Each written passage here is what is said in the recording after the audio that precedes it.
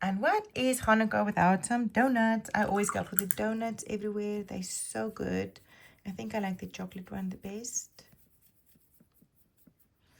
So, skin tone color, almost like we did with the gnome. It's like brown, yellow, and pink. We'll also make a delicious donut color. Now, I'm going to paint it all the same. It's a little bit lighter. Painting it the same.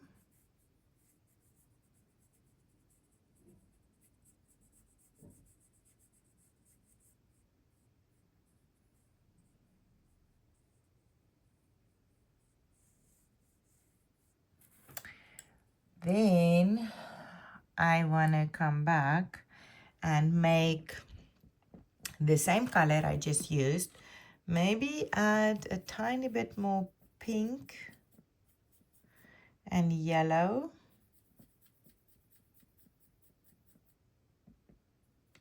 So change it up a little bit. So this is going to be the light section, and then I want to come back and add a little bit more of like a baked goods color, like a donut color. And I have like a little white edge, like a little tiny detail that I can see on my donut, kind of like that. Then I'm gonna do a light gray, so lots of water on your black to do your whipped cream or your, yeah, I don't really know, maybe just glazed. I'm pointing my brush, I clean, I suck it up, and I mess it up. Be very careful not to make a gray donut. So I push it away, and I know the paint will kind of settle on my pencil lines. So make sure you come, but add a little tiny edge here. And by adding a lot of water, it's kind of going to push it away on your pencil line. It's exactly what you want. You can help it on by adding a little bit more like this. I'm going to do the same color. Maybe add a tiny bit of blue. Your donut should be dry for this next step. And I'm going to, on this one, I'm going to do a bit of a shadow. So I'm going to point it here, not too big.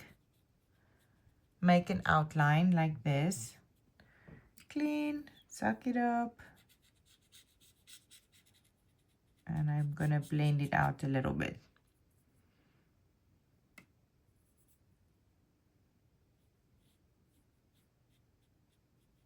And I want to come back and make sure where it's touching the donut, you want to go a tiny bit darker.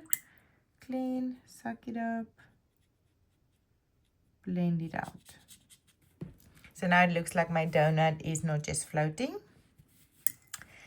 Then I'm going to come with, I'm thinking strawberry jam or jelly. I'm going to start painting here. Hopefully it's dry. Let me just check. If it's shiny, it's wet. Oh, it's wet. I shouldn't do that. Okay, so I'm going to try my best not to touch the glazed area.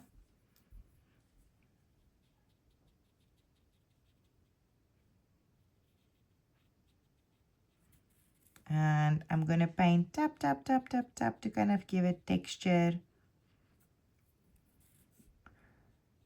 Playing with different shades of red. So I can add a tiny bit of brown or purple to my red to just change color. If your color is more pinkish, then you can go for more purple. And if your color is more orangey, brown will be pretty. Make sure when you come back with some brown or purple that you actually mix it with your red before you touch your painting. So you cannot just put the brown or the purple as is. It needs to be mixed in with your paint. And I'm just going to do tap, tap, tap. So I have like different sections that dry that can be highlights. And then I also have that same color dripping down here.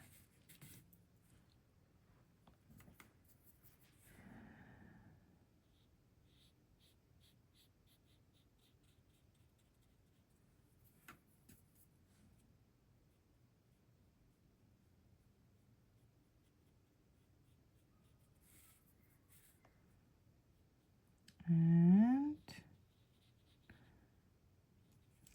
for now, I'm just making it the same color. Sometimes to me, it's a little easier if I can turn my paper to the side and point it in there. And then, of course, you can see when I mix new paint. Mix it in, go like this.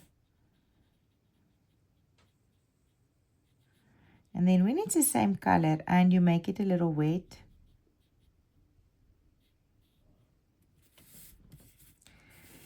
again, go into your brown or your purple and brown.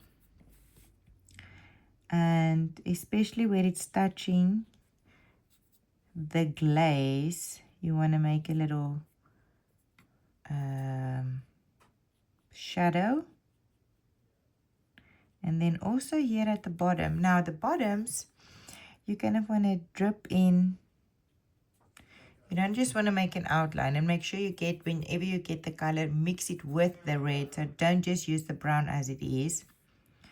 And then drip in.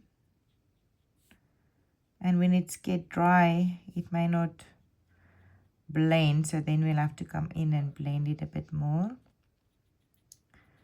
Tap, tap, tap. Go here, tap, tap, tap here.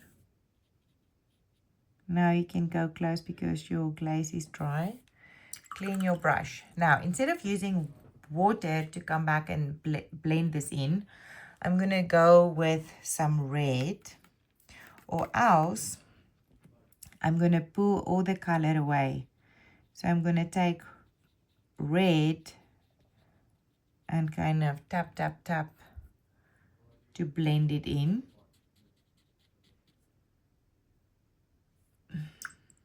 And I can take my flat brush, because now I lost my highlights, and I can just kind of bring back highlights. And the reason I use the flat brush is just because there's so much more bristles. It's just a little faster. And you don't want your paper to break. So more bristles makes it easier. Now, to get the texture of the jelly here, I want to kind of tap, tap, tap. Tap, tap, tap, especially on the brown.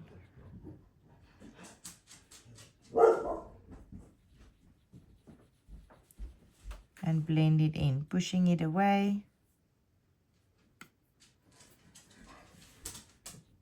So it's really nice and bright.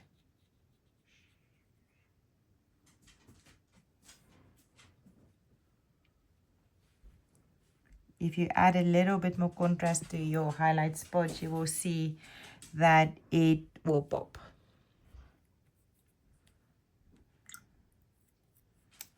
You can also take your flat brush when you painted everything, and you can lift color on the round areas.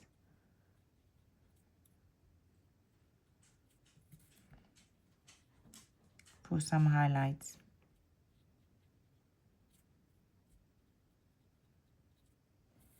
And you don't have to even do it everywhere. Here and there is good enough.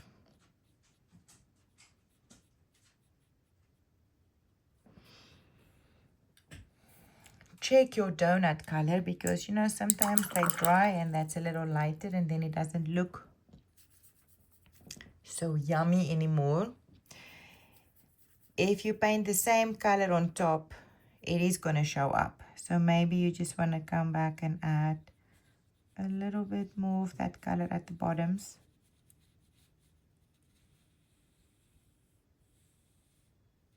So brown with some yellow and pink.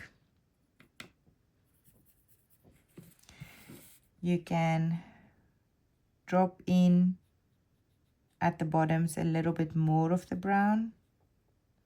And because you just painted there, it should be wet enough for it to flow a little bit inside. And then if your jelly is dry, yes, it is, check it. Lift it up and make sure it's not shiny. You can come and add more.